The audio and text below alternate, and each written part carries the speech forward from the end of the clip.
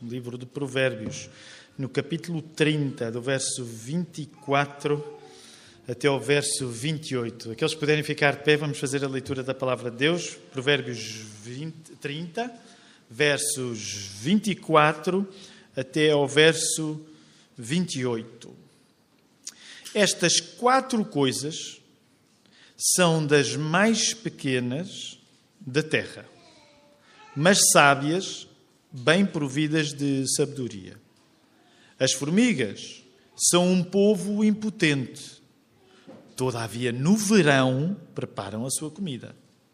Os coelhos são um povo débil e, contudo, fazem a sua casa nas rochas. Os gafanhotos não têm rei e, contudo, todos saem e em bandos se repartem. A aranha apanha com a mão e está nos passos dos reis. Hoje nós temos um texto à nossa frente que suscita este título.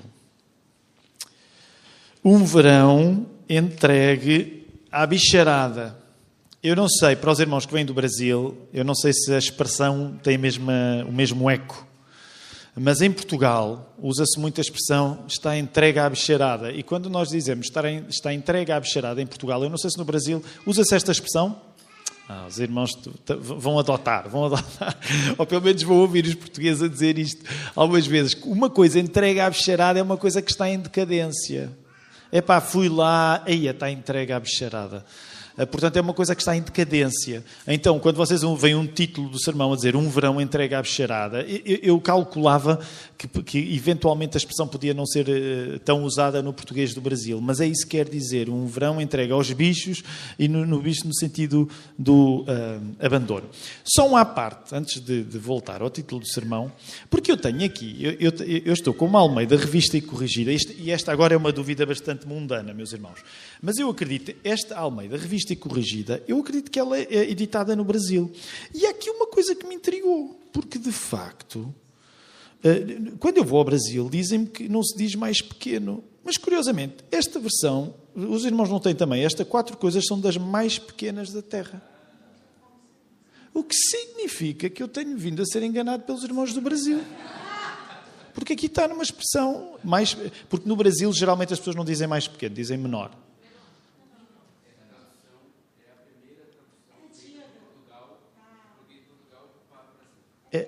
Não, isso sem dúvida, mas já acabou. Mas esta versão até é recente. Depois eu mostro esta edição, tem para aí quê? 20, 30 anos. E agora? Mas então quer dizer que nas traduções antigas no Brasil também se pode ler mais pequeno. Yeah. Não, é verdade, isso é facto. Mas pronto, é só para dizer que eu vou dizer agora no Brasil, quando o pessoal dizer, nós não dizemos mais pequeno, eu vou dizer, atenção, nas traduções mais antigas está lá arcaico mais pequeno. Mas pronto, isto era uma nota paralela. Eu comprei este ano, é novinho, e ninguém conhece essa expressão. Então. Exato. Mas pronto, isto era só uma nota à parte, porque de facto, eu como fiquei agora sensível a esse facto, então das viagens quando vou ao Brasil tenho sempre muito cuidado para não dizer mais pequeno, porque eu sei que soa tão mal como em Portugal dizer mais grande. Então tenho esse cuidado. Mas agora estava aqui a ler a palavra de Deus e disse, espera aí, calma aí. Mas pronto, vamos voltar. Um verão entregue à bicharada é o título da mensagem que eu vos quero pregar. E ela parte de um pressuposto muito simples. Nós, geralmente, temos poucos olhos para aquilo que nos parece insignificante, para as coisas que nos parecem pequenas. Sabem que, por exemplo, este é um tema que percorre toda a Bíblia. O modo como nós somos tentados em avaliar as coisas pela aparência, e na aparência as coisas que nos impressionam não são as coisas pequenas, são as coisas grandes. Então, um dos métodos que o livro de Provérbios usa é explicar que com Deus é diferente. Porquê? Porque há muitos lugares na Bíblia onde a Bíblia quer deixar isso bem impresso no nosso coração, que é não avalies as coisas pela aparência. Lembrem, por favor, três exemplos que se lembrem. David, é o clássico, não é? Porque eles olham para David, os outros irmãos todos, quando Samuel lembram-se, não é? E David parece algo insignificante, apesar de ser um rapaz bem apessoado também, mas não... Sem dúvida, mais. Outros exemplos que na Bíblia, a Bíblia nos diga, não avalies pela aparência. Quem é que disse o próprio Jesus? O próprio Jesus, Tiago. Quando, por exemplo, aliás, é curioso porque ainda no último Natal, um dos títulos dos sermões de Natal lá na Igreja-mãe na Lapa foi Jesus feio. E o que é que isso queria dizer? Não quer dizer que Jesus tenha sido necessariamente feio, mas segundo o texto a Isaías, ele não tinha uma aparência de algo que valesse a pena, que fosse poderoso. E um terceiro exemplo. João Batista, por exemplo, bem pensado, não é? João Batista tinha uma aparência no mínimo estranha, vestia-se de peles de animais, comia gafanhotos e mel, não é? E, portanto, era alguém que provavelmente não atrairia muito pela sua aparência. Então, porquê é que eu te estou a falar nisto? Porque de capa a capa, a Bíblia vai dizer-te várias vezes, através de circunstâncias distintas, em livros distintos, que é não avalies pela aparência. Ou como o povo gosta de dizer, as aparências iludem. E neste caso, no texto de hoje, esta mesma lógica se vai aplicar para que tu primeiro penses nestes bichos, e já vamos falar nestes bichos que aqui estão a ser mencionados, mas ao mesmo tempo para que possas chegar, aliás, o Tiago já trouxe o exemplo de Jesus, que possas chegar a Jesus e veres como as coisas mais insignificantes, que nesta passagem vão passar, sobretudo, através daquilo que a formiga faz durante o verão, possam obter os resultados mais surpreendentes. Então, pensa nisto.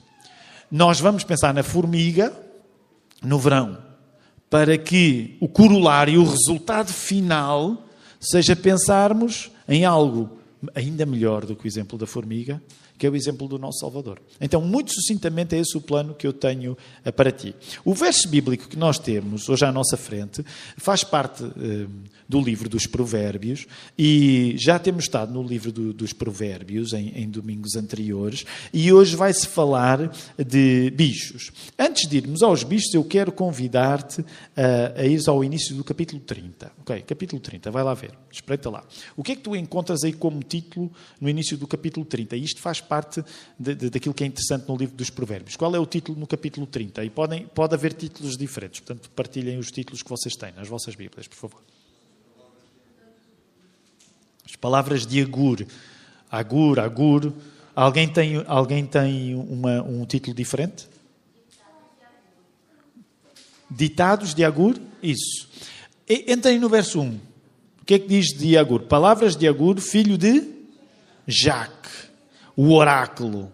Sabem, isto é bonito, porque o livro de Provérbios, geralmente são provérbios atribuídos a Salomão, mas isso não significa que não haja aqui uma coletânea, uma coleção de várias fontes de sabedoria. Então, uma coisa que eu quero chamar a tua atenção, agora que Agur, filho de Jaque, ele está a dizer várias coisas, e é como se Agur estivesse a convocar bichos como formigas, coelhos, gafanhotos e outros, para eles nos ensinarem que o tempo bom serve para providenciar para o tempo mau. Bem simples. Qualquer lavrador, qualquer pessoa que trabalhe a terra sabe disto. Para que é que o tempo bom existe? O tempo bom serve para nós trabalharmos para quando vier o tempo mau. Neste caso, as formigas vão ter um papel de destaque e, neste caso, a fortaleza serve o fraco. Ou seja, tu no tempo bom, uau, que dia bom, está calor, pode ser calor demais, cá dentro está-se melhor do que ali fora agora, mas é no sentido, uau, o tempo está bom. Provavelmente nós devemos aproveitar este tempo estar bom para os tempos que venham de seguida que não tenham estas características. Então, repara, o tempo bom serve para providenciar o mau, ensinam-nos as formigas. A fortaleza serve o fraco, ensinam-nos os arganazes. E agora tu vais começar a ver que há aí diferenças na tradução. Porque, por exemplo, onde eu tenho o arganaz, aqui, na prática, na tradução que eu li, olhem lá para os bichos outra vez. Vocês vão ver que, dependendo da tradução, não são os mesmos animais. Porque ainda agora falávamos acerca disto ali fora. Quando nós às vezes estamos a traduzir animais na Bíblia, depende, as conclusões podem não ser exatamente as mesmas. Por exemplo, nós começámos a ler a partir do verso 24, volta lá a colocar os olhos. Estas quatro coisas são das mais pequenas da terra, mas sábias, bem providas de sabedoria. Por exemplo, o bicho que eu tenho 25 é a formiga. Alguém tem outro bicho, além da formiga? Até aqui está tudo bem. Mas se tu chegares, por exemplo, no 26, na tradução da Almeida Revista e Corrigida, uns têm coelho, outros podem encontrar na Almeida Revista Atualizada o tal arganaz. Alguém tem outra tradução? E tu perguntas, o que é um arganaz?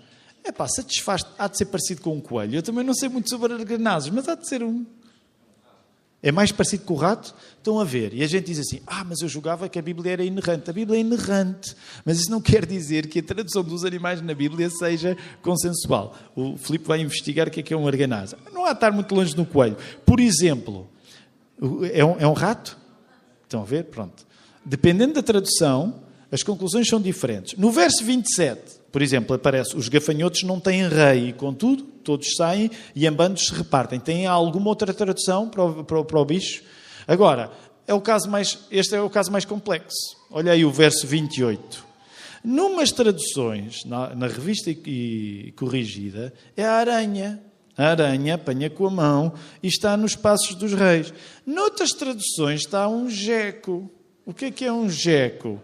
É um lagarto. Há uma certa diferença entre um lagarto e uma aranha. Não é fácil traduzir a Bíblia.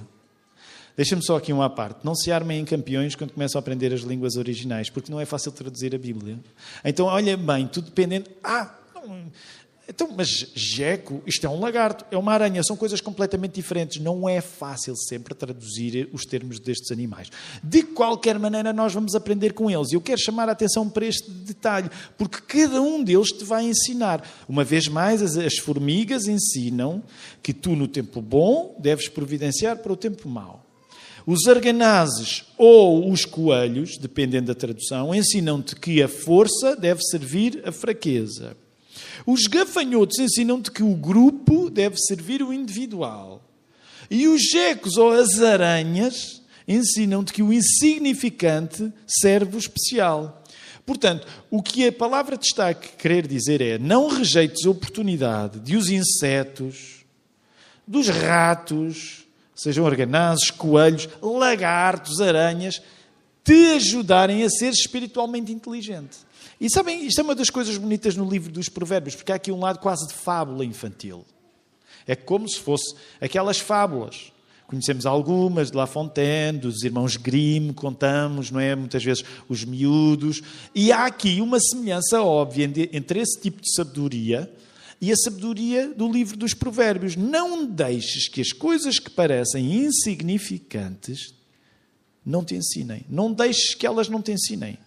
Faz questão de aprender até com os bichos mais insignificantes.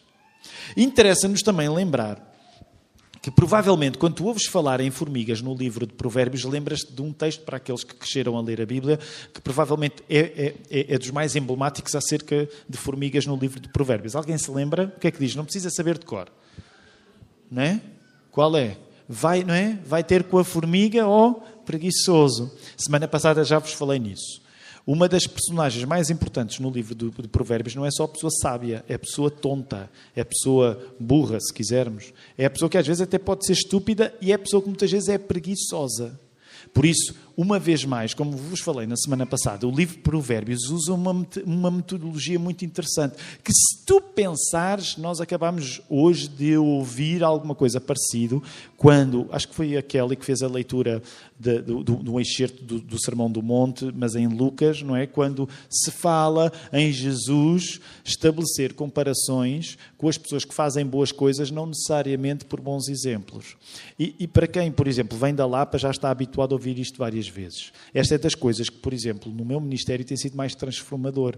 Quanto mais tempo tu passas a ouvir as palavras do nosso Mestre Jesus, mais tu te apercebes que Jesus usa muito a pedagogia a partir das pessoas más. Não porque ele admira as pessoas más, mas porque, com frequência, a lógica de Jesus vai ser assim: olha, tenho aqui um tipo que é um bandido, mas este bandido faz aqui umas coisas com mais qualidade do que vocês que não são bandidos. Eu estou a parafrasear. O que é que Jesus, por exemplo, diz naquela altura? Olha, até uma pessoa que, à meia da noite, tem a porta a ser batida e alguém diz: dá-me alguma coisa. Até essa pessoa que fica irritada com essa interrupção à meia da noite vai fazer, não porque é amigo de quem está a pedir, vai fazer por uma simples razão: só quer despachar essa pessoa. Portanto, o que Jesus está a dizer é que até os maus vão fazer coisas boas, o que a partir daí te dá um parâmetro para tu, quando fazes coisas boas, teres mais qualidade do que os maus quando as fazem. Percebes? O que Jesus quer é que, de certa maneira, e isto é um pequeno desvio que eu quero fazer para voltar ao texto, mas o que Jesus quer é que tu também possas admirar o empenho que as pessoas más têm nas coisas que fazem, para o teu empenho nunca ser menor do que aqueles que são maus. E deixa-me dizer-te, para mim isto tem sido transformador. Em primeiro lugar, por uma razão. Porque se tu quiseres ouvir este conselho de Jesus, tu tens de deixar de andar a dormir. E tens de passar a dar atenção às pessoas más. E teres admiração pela qualidade do trabalho deles.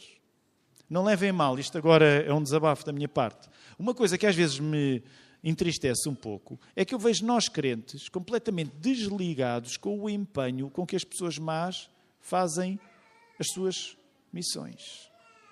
É como se virássemos assim crentinhos e só olhamos para os crentes e para as coisas boas que os crentes fazem. E não consumimos nada, não vimos nada que não seja feito por crentes. E deixa-me dizer, estás a perder uma grande oportunidade de melhorares a qualidade do teu trabalho. Porquê? Porque Jesus o que estava a dizer é que tu tens de olhar para a qualidade que os maus metem quando fazem coisas más. Para que tu, quando vais fazer, a tua qualidade já tem de ser superior à deles. Sabem porque é que nós às vezes não queremos saber o que é que o mundo faz? Porque, no fundo, se soubéssemos como o mundo faz, tu não podias ser tão preguiçoso. E depois dás aquele argumento, mas é para o Senhor. É para o Senhor o quê? Percebes o que eu estou a dizer? Há muitos de nós que somos uns passivos, uns preguiçosos, e usamos a nossa falta de estarmos ligados ao mundo como um bom pretexto para sermos pessoas com padrões de qualidade cada vez menores. Olha para os maus. Ó preguiçoso, vai ver a formiga. É uma analogia que não deixa de ter alguma semelhança, que é o preguiçoso é constantemente chamado para tu te rires dele e dizes, eu não posso ser igual a ele, eu tenho de ser melhor. Ó preguiçoso, vai ter com a formiga, Provérbios 6:6. E aqui aparece o preguiçoso por um lado e aparece a formiga. Agora quero sublinhar o papel da formiga. A formiga mostra-te que o caráter não está no cabedal, e agora no cabedal no sentido da aparência. Talvez seja uma expressão hoje que não é tão usada, quando eu era mais jovem era muito usada, que era, imagina, alguém que agora o pessoal diz, aliás, ainda esta manhã estávamos a brincar com um irmão lá na igreja, porque imagina, ele era magrinho como eu sou, e agora tem o descaramento ali todo bombado, está todo bombado. Então, nós, sem combinarmos, isto não foi combinado, mas no final do culto, lá na Lapa, eu fiz um comentário, o João fez um comentário, o Filipe fez o comentário. Estávamos separados e todos fomos comentar a mesma coisa. Se calhar andamos muito obcecados com algumas coisas. Se calhar o problema é nosso. Então, a última vez quando o Filipe foi lá ter com ele e disse, eu não vou dizer quem era o irmão, que ele agora está com cabedal, está bombado e não sei o quê. Tu estás... E ele disse, nunca mais volto a usar esta camisa. Foi os pastores e os obreiros estão todos obcecados com aquele jovem. Mas porquê? Porque ele ganhou cabedal. Cabedal, no sentido que a gente antigamente diria cabedal, agora diriam, sei lá, está bombado. Ora, as formigas estão aqui a ensinar-te uma vez mais que o caráter não está no cabedal, não está na aparência. Quando nós avaliamos algumas coisas pelas aparências, podemos passar ao lado da sua essência. Curiosamente, nesta valorização daquilo que parece humilde, daquilo que parece insignificante, acaba por vir também uma valorização da melhor qualidade. Ser humilde não é relativizar os resultados. Se a formiga nos ensina porque sabe produzir bons resultados numa época em que se esperam poucos, o verão, então o seu exemplo é que o que parece menos pode de facto ser mais. É isto que está em causa. Se a formiga te ensina, numa época onde nós geralmente não queremos trabalhar muito, o verão, é porque na aparência de nada se construir, porque as nossas expectativas de trabalho no verão tendem a ser escassas, cuidado, a formiga vai surpreender-te. Portanto, aquilo que pode parecer humilde, a formiga é pequenina, não tem cabedal, não tem aparência, cuidado, ela vai te surpreender. Não tomes a humildade como um impedimento da grandeza. Porque é isso também que o livro dos Provérbios nos quer ensinar. Atenção, as coisas podem parecer humildes, mas elas podem vir a revelar uma grandeza que ninguém está à espera. Logo, não deixes que a tua eventual pequenez condicione o teu produto. Não é de todo errado trabalhar para a quantidade e para a qualidade. A lição da formiga, olha para a formiga, preguiçoso, não é? Diz o livro. A lição da formiga também é de que não é por uma coisa parecer minúscula que não pode vir daí algo maravilhoso. Há outro texto na Bíblia que diz que não desprezes o dia dos começos pequenos, dos pequenos começos. Não desprezes. Este é um tema que percorre todas as Escrituras. Deixem-me citar um querido autor, um dos meus autores preferidos. Aliás, nós na Lapa passamos tanto tempo a apontar o dedo ao catolicismo, estamos numa cultura maioritariamente católica, então eu sei que mesmo como pastor tenho às vezes assim um anticatolicismo muito primário, mas também tenho de admitir, e eu acho que é importante, até nós que estamos num contexto católico, precisamos de apontar muitas das falhas do catolicismo, termos os nossos heróis católicos. Eu tenho uns quantos heróis católicos. Um dos meus autores católicos preferidos chama-se Chesterton, G.K. Chesterton, e ele tem uma frase incrível. Ele escreveu, portanto, o Chesterton é do início, nasceu na Irlanda, mas é uma personagem ali, vamos dizer, britânica, do início do século XX, e ele tem uma frase longa e eu gostava de a ler. Ele diz assim: hoje sofremos da humildade no lugar errado. Hoje sofremos da humildade no lugar errado. A modéstia deixou o órgão da ambição e estabeleceu-se no órgão da convicção, onde nunca deveria ter chegado. Portanto, a modéstia deixou o órgão da ambição e estabeleceu-se no órgão da convicção, onde nunca deveria ter chegado. O que é que o Chesterton quer dizer com isto? Vou continuar a citar. Era suposto que um homem fosse cético acerca dele mesmo, mas convicto acerca da verdade. E isto foi precisamente revertido. Estamos na estrada que nos vai levar a uma raça de homens mentalmente modestos demais para acreditar na mesa da multiplicação. Vou voltar a repetir a última frase. Estamos na estrada que nos vai levar a uma raça de homens mentalmente modestos demais para acreditar na mesa da multiplicação. Final de citação. O que é que o Chesterton também nos estava a querer dizer? Passámos a cultivar todas as ambições acerca da nossa suposta grandeza para duvidar de um Deus que desavergonhadamente abençoa gente insignificante e que se comporta a partir da confiança que tem nele. Por isso, o que o Chesterton também estava a querer dizer é que não esperes coisas pequenas de um grande Deus. Não esperes coisas poucas de um grande Deus. De facto, nós nunca deveríamos ter perdido esta ambição quando estamos a falar acerca de Deus. Nós passamos a ser muito ambiciosos connosco e pouco ambiciosos com Deus. E o que o Chesterton estava a querer dizer é que tu não podes perder a confiança de que Deus tem a capacidade para, de coisas pequenas, fazer coisas grandes. E tu seres envolvido no processo. Sabem que às vezes há uma falsa modéstia que nós queremos usar. Não é porque somos realmente humildes. É porque nós temos um medo inconfessado daquilo que Deus pode fazer a partir de pessoas tão insignificantes como nós. Mas quando de facto nós acreditamos que Deus pode pegar em coisas insignificantes como a formiga e a partir dela tirar um bom exemplo, nós não vamos poder dizer a Deus: ah, Senhor, eu sou humilde, não sirvo para nada. Não, nós vamos tomar o primeiro passo. Deus, faz comigo alguma coisa parecida com aquilo que fazes na formiga. Repara, também aquilo que está em causa, quando a Bíblia está a dizer, preguiçoso, vai ter com a formiga, ganha a ambição no lugar certo. Sê com a formiga para participares de uma grande obra.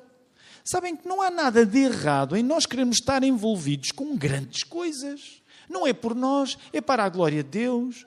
E vocês têm de concordar, pelo menos eu acho que pode ser útil concordar. Às vezes há um tipo de humildade muito negativa instalada em algumas igrejas evangélicas. Quem sou eu? Uma pessoa que acha isso tem muita mania. Não tem nada a ver com mania. Se de facto Deus usa coisas pequenas para fazer coisas grandes, tu deverias ser a primeira coisa pequena a tirar a senha. E muitos de nós não estamos a tirar a senha para as coisas grandes que Deus quer fazer. Ficamos passivos, não sonhamos. Isto não tem a ver contigo, meu querido, minha querida. Isto tem a ver com Deus. E se Deus continuamente diz, olha, vocês não desprezem as coisas pequenas. Deixem-me dizer, aplicando isto também à nossa realidade aqui em Algés. Eu sonho que esta igreja, aliás, só disse 3 vezes amém à oração da irmã Beatriz. Eu sonho que esta igreja rapidamente possa ficar incapaz de receber, de ficar lotada. É isso que eu desejo. Grande mania, este Tiago tem uma mania. Não tem nada a ver comigo. Eu espero que tu tenhas o mesmo sonho. Eu não levem mal a dizer assim, eu não estou aqui para desejar coisas pequenas quando peço a um Deus grande. Atenção, eu não tenho a garantia, eu não te posso assegurar, olha, vocês nem sabem o que é que nos vai acontecer, eu estou certo, Deus vai fazer aqui uma obra, vai haver aqui um mover do Espírito, que é aqui que isto vai começar. Eu não estou a garantir nada disso. Mas quando eu leio a palavra e vejo formigas a serem elogiadas, eu também quero ser uma formiga a participar na construção de uma grande obra. É isso que eu desejo. E que possa acontecer aqui em Algés. É isso que eu desejo. Quero terminar. Falei-te, olha, nós vamos falar de formigas, mas vamos acabar em Jesus. Cristo fazer-se carne é precisamente o sinal de que o nosso verão, e não te esqueças, nós estamos a usar a ideia do verão como esta série de mensagens. Já andamos aí a pensar na próxima série de mensagens, com umas ideias que eu espero que sejam interessantes. Vamos partilhando à medida que o tempo chegar. Mas nós decidimos, ok, vamos tirar estes meses de verão para falar de verão. Não é no sentido de pedir menos. Uma vez mais, eu quero dizer-te que Cristo fazer-se carne é precisamente o sinal de que o verão não é para ser entregue à bicharada, não é para ser desbaratado.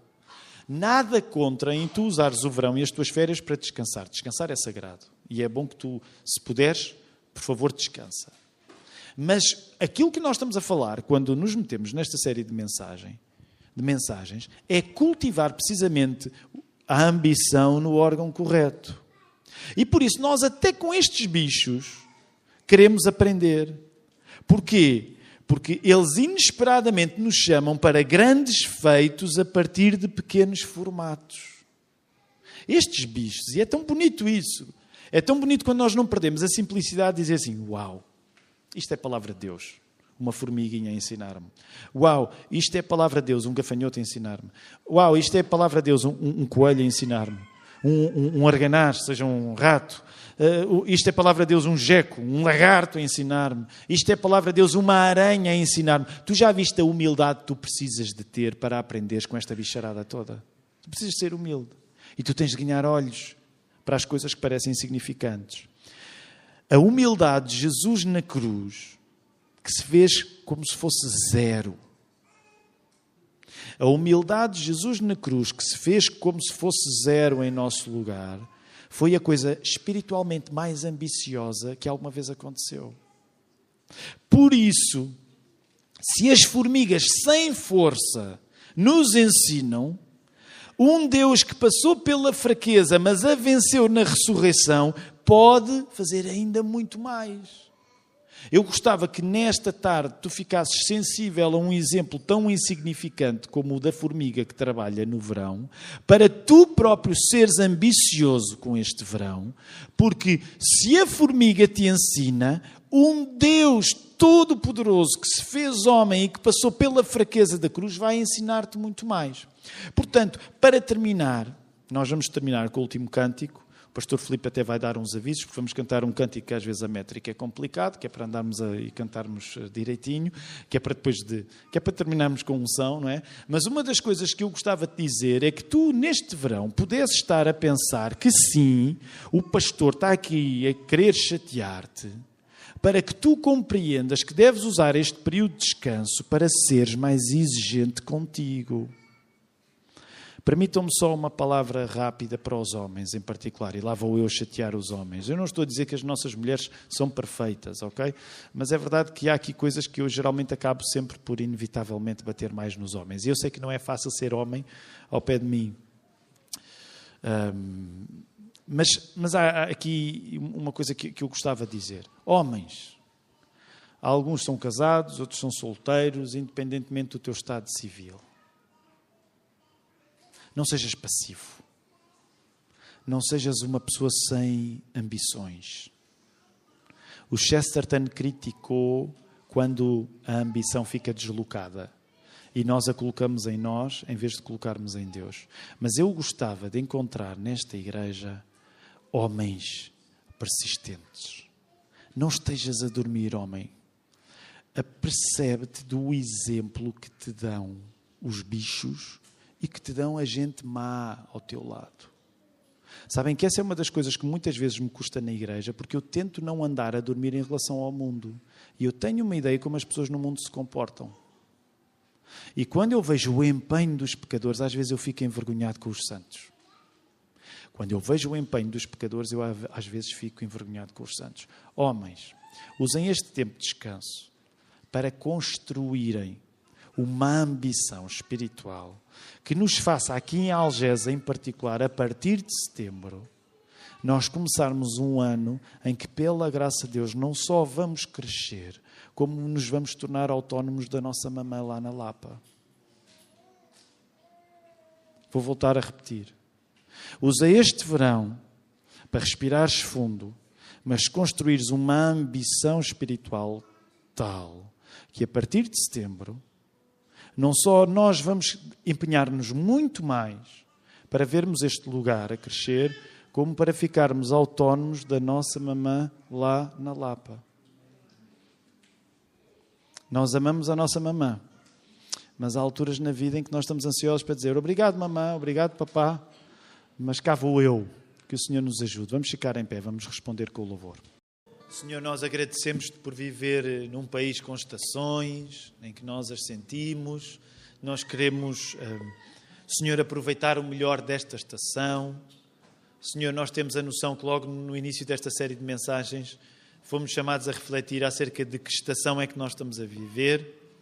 E pode haver gente que pensa assim, eu estou no verão da minha vida, mas há outros que podem sentir-se num outono, num inverno, numa primavera. Ó Senhor, o que te pedimos é que tu nos dês discernimento do Espírito a partir da tua palavra.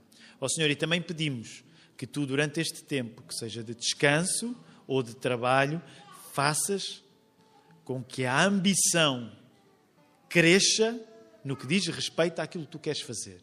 E que nós não tenhamos vergonha nenhuma de querer fazer parte das tuas grandes obras. Porque não é acerca de nós, é acerca de ti.